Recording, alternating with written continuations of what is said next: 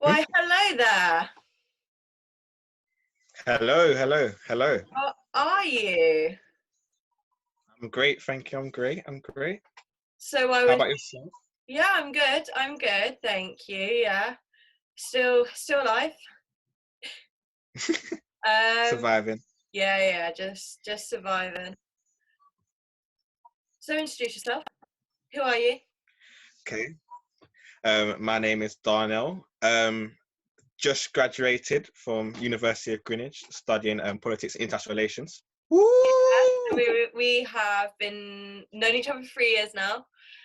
We literally Yep, like, I 3 years. remember meeting you like the first day, and like all of us in there, and now we're like, Defo scary. That's a scary time.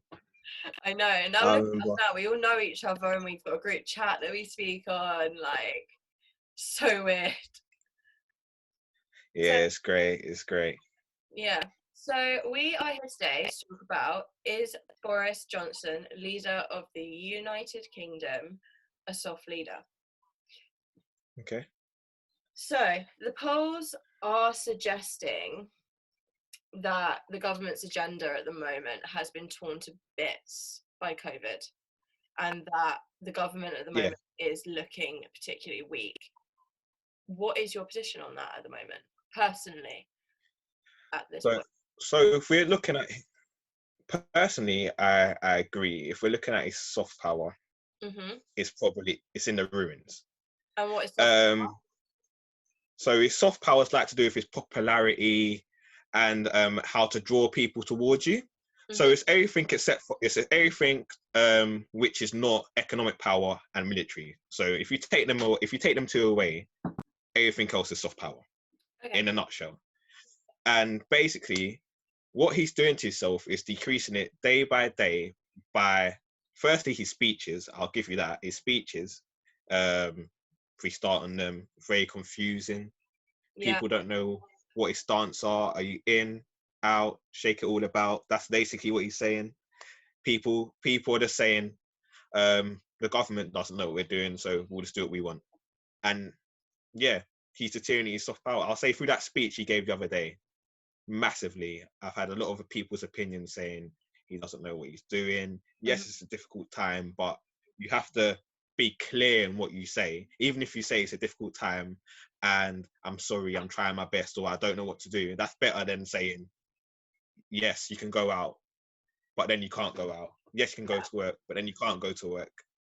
You So get what I mean? We honestly, yeah. where's the confusion in this? Can you explain what happened on Monday? Sunday, sorry. So Sunday, Monday. on Sunday, so everyone was waiting, myself. Yeah, Sunday, Monday times. Can't Yeah. remember. So everyone was waiting for his speech. I think it was 7 p.m. Yeah. Yeah, I remember just before EastEnders. So Yeah. 7 I've p.m. never known. Everyone's So they're meant to be at 7. What are you doing at this yeah, point? Just be on time as well. That's something that I've noticed. Is when they're like 7 o'clock, yeah, be there, be square. It's like yeah, 7:04, 7:08. yeah. It's true. It's true. It's true. That's another thing I'm annoyed about. Coordination, That's be another thing I'm on annoyed time. about. Be on time. Do you know Yeah, what I mean?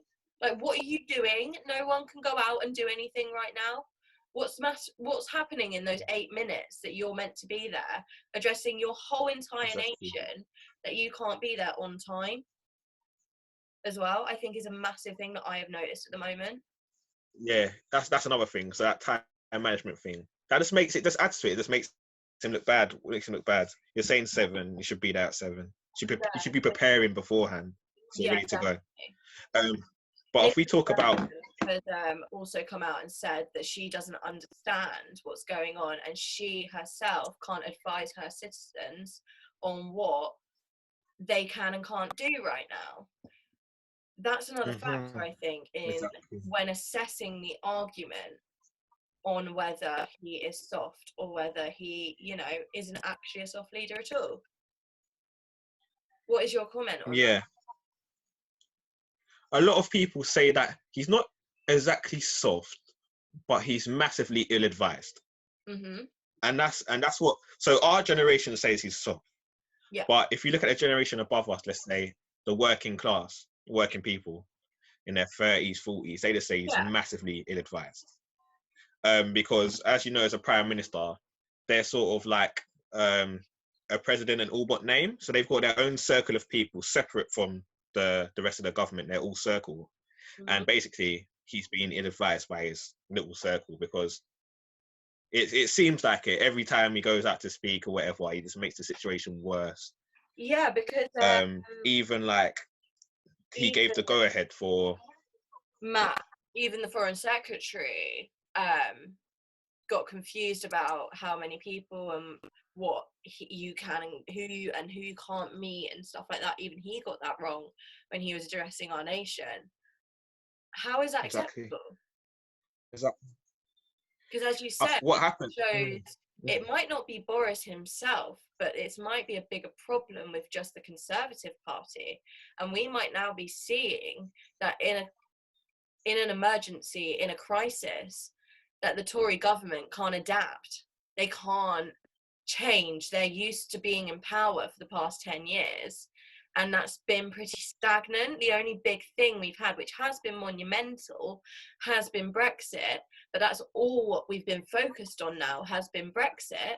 And then now all of that dynamic shifted as the whole world now only cares about coronavirus.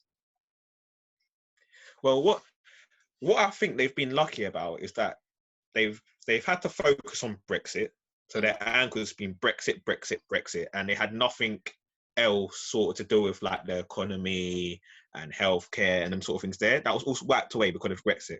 And then now we've got coronavirus as well. So they have to focus on coronavirus as well. But in doing so, we're starting to see the cracks inside the party in terms of they're not united. They're not on a united front. There's like a miscommunication between different, one saying one thing, one saying another. One's clearer than the other.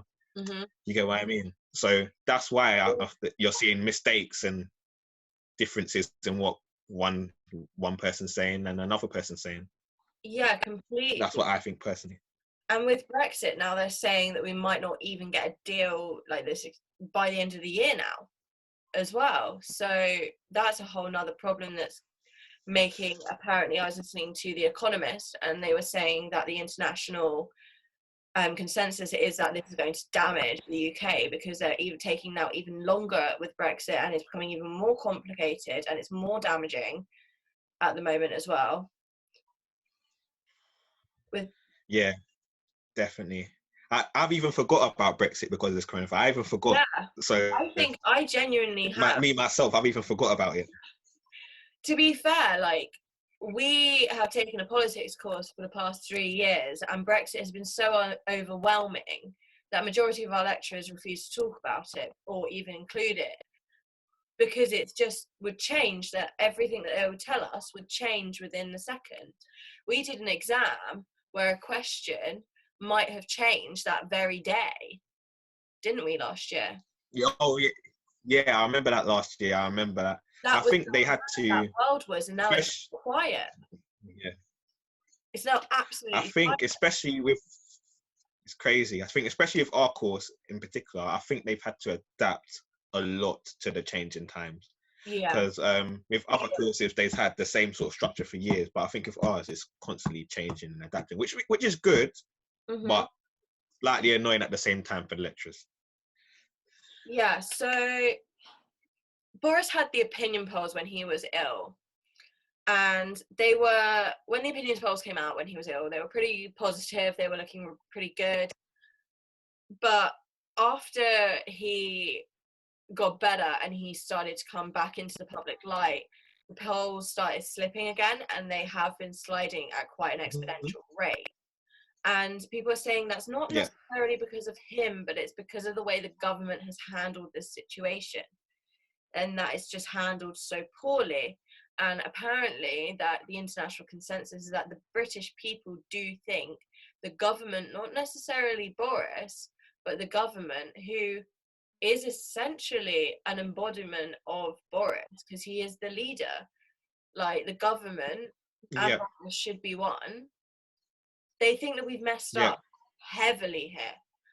So what do you think Boris could have done better, or another government would have done better? So, firstly, if we look at the past in terms of like it's either in the past, in terms of governments and prime ministers. This is what you have. You have a united front where they all come together, and there's no real leader within the political party. Mhm. Or you have a leader that separates himself from his own government. So then it's like, I'm doing this and they're doing that. So if we look at Prime Minister I like to always refer to, Blair, Mhm. he was very Blair and Thatcher. They were very like distant from their own party. You knew like they're the Prime Minister, they're Yeah. the Prime Minister, their opinion goes, and then their party says blah blah blah. Yeah. Whereas it seems like he's controlled by his party. He's the face, but he's controlled. He's like a little puppet for them, So you and they think dictate that everything he does as well. Boris isn't necessarily weak because of his political decisions? You think he's weak and too soft because that he's being controlled by his party, when in fact he won the election. He did that. He got votes. Like, he is rightfully there. Exactly. So why isn't he Exactly. controlling his party? He should be, surely. He's trying to control a nation when in fact he can't even control his own party. How There is we that go. expected? Exactly. That's the problem. That's the problem we have at the moment. I think it's been like that for a little while. It's not just been with him. It was with the end of Cameron's tenure, Mm-hmm. the end of Theresa May as well, you could say, and now we're seeing the same thing with Boris Johnson, where they're the face of it because he's the most. The reason why he's the face, in my opinion, is because he's the most popular person. He was the mayor before. Yeah. Everyone knows who he is. So let him be the face, but we'll thing. control behind doors. That's another thing to talk about, actually, is a lot of people are putting blame on London for, like the public transport and stuff like that on the government, when in fact, don't you think it should be the mayor that's doing that? Shouldn't he be still keeping all of those services running on TfL, because we saw the mass increase of public use of transport go up on that day that Boris Johnson said and released his new slogan, "Stay alert," and meant if you have to go to work, then you have to. But people in London, as we both know, there's no way you can not go to work majority of the time not on public transport.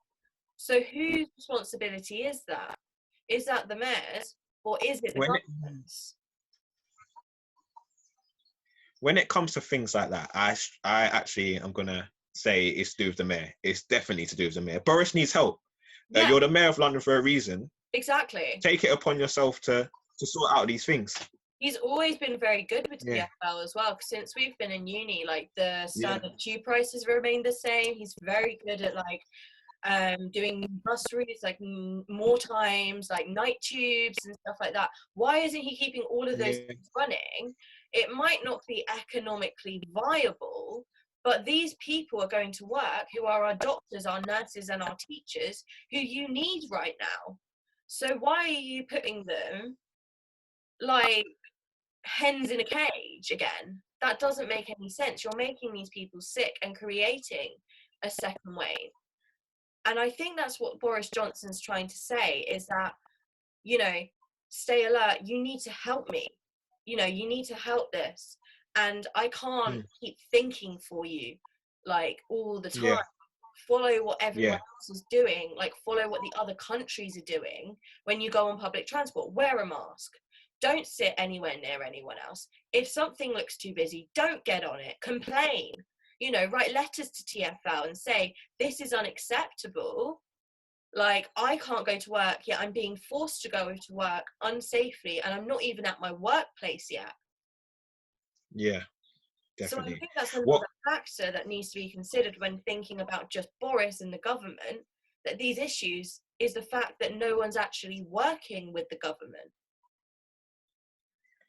What I think is, how can I say this? His message is correct. It's his delivery, which is poor, which is letting him down. If you actually read into what he's saying, he's trying to say what you just said. You explained it very well. Work with me. We're in this together. Stay alert. Think for yourself. Be vigilant. If you think you're too close, move away. Them sort of things. Use your common sense. But because his delivery is so poor, it's not coming out that way. But if he said it in the way you just said, I think a lot of more people would be happier with it. Yeah, I was speaking to my mum about this, as I was telling you. Hi, Mum. Yeah. And she was saying, like, literally that.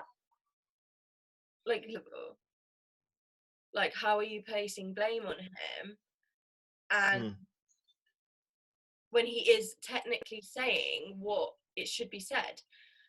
And the thing is, it is the delivery, I think, because she said if you sit and you read the 50-page document, that it is very clearly lined out. However, majority of the people that are going to be aren't going to go and read that 50-page document. They're not. And also, I haven't read it because I haven't had time, and because I'm just not going out. I'm still following my own social distancing rules, and I'm keeping in my own lockdown. I don't think that's going to be in layman's terms. I don't think that the people like watching this show are going to be able to understand what's in that 50-page document written by government, which isn't going to be any clearer for them. I don't think. I think it's just going to go over their heads. I don't think that it's going to do any help. I think that they might need someone. They've got the money. Why don't they just get someone to sit down during a conference or after a conference, or sit down on BBC News and sit there with the 50-page document and explain it to people exactly how it's going to affect you, like in a page by page type thing, and giving like a little brief explanation, being like, this would apply to businesses, this would apply to hairdressers, these kinds of people can go back at this stage, because that's what the part people aren't getting, I don't think. Yeah. Well, I feel like, with elections where they have like their little talks and their debates and they have the summaries and they put loads of effort and money into it, they need to have that same approach to this, so people understand what's going on. You have TV debates, you have on the BBC website they say these are our main points: health here, blah blah here, blah blah here. Try to break it down the same way. This is what I'm trying to do, but for our generation, is like trying to explain this kind of stuff, because I don't understand it, you don't understand it, no one understands it, so someone's got to try and unpick it a little bit at least and give some clarity for people. Definitely. What would your advice to people be right now? My advice would be, use your common sense. It's a common sense approach with everything. Like I said, we don't know all the answers, but follow the rules, but use your common sense. If you have to go out, because I go out to do my exercise, since whatever, but I keep my distance. Come back in, wash my hands. I even shower. Every time I go out, I shower because I'm afraid. So, like I said, just use your common sense. Yeah. Everyone dies from it. People survive, so it's not the end of the world. And just treat it like it's a flu. The way I think of it is treat it like it's a flu. Treat it like it's a flu. So it's not the end of the world. You can catch it, but just be careful. Yeah. And I think like that is actually very similar to Boris's message, actually, is, use your own head, still do the things that we're doing, but, if you really, really need to go to work, then you might be able to, like, it's probably for like really small businesses that might not survive, like, without it, and like they must limit the people and use their own sense to limit the people when they're going in, like supermarkets are, because it will be the same amount of thing when I think that what will happen when we come out of lockdown in the stages will be eventually that when you go back into like Primark, New Look, all those kind of places, like pubs, clubs, it will still be one in, one out for a very long time, wear face masks, only limited amount of people around. It'll be stuff like that still, I think. What do you think? Yeah, I definitely think they will have to do that staggered approach, because people are talking about we come out and there could be a second wave that's even worse than this, because people are forgetting that the climate right now it's sort of it's warm, it's hot, and that sort of thing. But when it gets to winter and that sort of thing, a lot of people will be fighting off other illnesses such as colds and them sort of Yeah. things. Weaker immune system.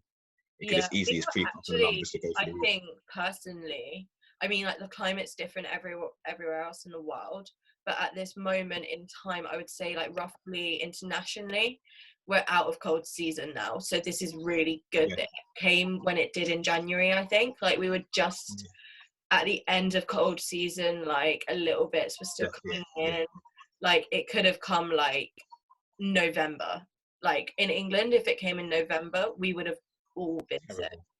Like it would Yeah. have killed thousands. But that's really interesting because like people are saying that the British are uncontrollable. Do you think that we are uncontrollable, or do you think it's the fact that we've had a lack of control by our government which is making us uncontrollable? Because Boris at the start said he didn't want to put lockdown down too soon, because people won't obey. However, people have not been obeying from day one, I would say. Because I've seen from day one people on my Snapchats, people just even walking down to go get just a pint of milk or just some beer or just a bottle of wine. I still see all of that happening, and that's not essential shopping, and I saw it from day one. So why are the British so uncontrollable then? What makes us so different from the rest of the world?